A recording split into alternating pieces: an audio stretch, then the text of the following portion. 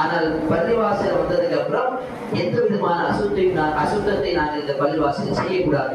அல்லாஹ்வுடைய தூதர் ஸல்லல்லாஹு அலைஹி வஸல்லம் இதையும் தடை செய்தார்கள். இதே போன்று பள்ளிவாசல்களில் ஏதாவது ஒரு பொருள் தொலைஞ்சு போச்சு, ஏதாவது ஒரு பொருள் காணாம போயிடுச்சு, அதற்காக அறிவிப்பு செய்யக்கூடாது. பள்ளிவாசல இந்த பேனா யாரு இருக்குது வந்துட்டீங்களா வாங்கிக்கலாம் அப்படின்னு சொல்லி ஒரு அறிவிப்பு இந்த பள்ளிவாசல் செய்யக்கூடாது. அல்லாஹ் சொன்னார்கள், அப்படி யாராவது செய்திருந்தால் கீழே இருக்கக்கூடிய முஸல்லிகள் நீங்கள் என்ன சொல்லணும், அந்த பொருளுடைய போர் கிடைக்க கூடாது அப்படின்னு நீங்க சொல்லணும் அப்படின்னு ரசூலுல்லாஹ் சொன்னாங்க. அதை அல்லாஹ் சுப்ஹானஹு வ தஆலா ஏற்றுக்கொண்டார் என்று சொன்னால் அப்ப அந்த பொருள் எப்போதும் நமக்கு கிடைக்காது. அப்ப பள்ளிவாசலில் தொலைந்து போன பொருட்களோ அல்லது காணாமல் போன ஒரு பொருளோ அதை நீங்க இந்த பள்ளிவாசலில் அறிவிப்பு செய்யக்கூடாது. அப்ப என்ன ஆகும் தெரியுமா, எல்லாம் இந்த பள்ளிவாசல் அதுக்காகவே வருவாங்க. என் பொருள் இது காண போயிடுச்சு, என் பொருள் அது காண போயிடுச்சு, பள்ளிவாசல் அறிவிப்பு செய்யுங்க.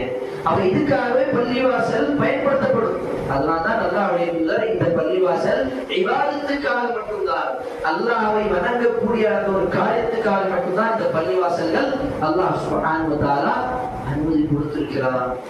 பள்ளிவாசல் செய்யக்கூடாத சில விஷயங்களை பார்த்திருக்கிறோம். பள்ளிவாசலில் நாங்கள் எப்போதும் அல்லாஹ்வுடைய இந்த மார்க்கத்தை பின்பற்றுதான் இருக்கும். சில நபர்கள் எப்படி இருக்கிறார்கள், பள்ளிவாசல வந்த உடனே போனை பார்க்கறது. ஆனா அந்த போனை பார்க்கறது என்ன தெரியுமா, அது தவறான விஷயங்கள். அந்நிய பெண்ணை பார்க்கறதாக இருக்கட்டும், பாட்டு கேட்கறதாக இருக்கட்டும், திடீர்னு ஒரு மெசேஜ் பார்க்கலாம், தவறுகளை. ஏன்னா அது உலக விஷயம், ஆனால் தவறான விஷயம் கிடையாது. ஆனால் பாட்டு கேட்பது பள்ளிவாசலுக்கு வெறும் ஹராம். பள்ளிவாசல் அதை விட மிகப்பெரிய ஒரு தவறு.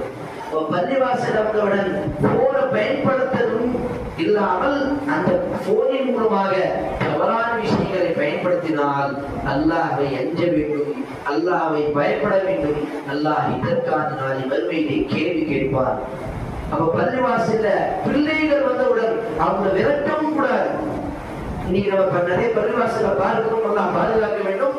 பள்ளிவாசலுடைய நோக்கம் என்ன, தொழுகையாளிகளை முஸல்லிகளை இந்த முஸ்லிம்கள் இந்த பள்ளிவாசல் பக்கம் இணைக்க வேண்டும். ஆனால் செய்யக்கூடிய காரியம் என்ன, பசங்களா நீங்க இருக்க கூடாது, பின்னாடி போயிடுங்க, நீங்க அங்க இருக்க கூடாது, ஓடி போயிடுங்க. அப்ப பள்ளிவாசலில் பிள்ளைகளை விரட்டக்கூடிய ஒரு காரியத்தை நாங்கள் பார்க்கின்றோம். அப்படி எந்த விதமான சூழல் இந்த பள்ளிவாசல் நாங்கள் தரக்கூடாது, அப்படி செய்யவும் கூடாது. இன்றைக்கு ஒரு மார்க்க அறிஞர் மிகப்பெரிய ஒரு சிறப்பாக சொன்ன வார்த்தை இமாம் ஷாஃபி ரஹ்மத்துல்லாஹி அவர்கள், அதே போன்று ஒரு சில உலமாக்கள் சொல்லியிருக்கிறார்கள், எந்த பள்ளிவாசல்களில் பிள்ளைகள் அழுகின்ற சட்டம் வரவில்லை என்று சொன்னால் பிற்காலத்தில் அந்த பள்ளிவாசல் சொல்லக்கூடிய குருவையாளர்கள் யாரும் இருக்க மாட்டார்கள்.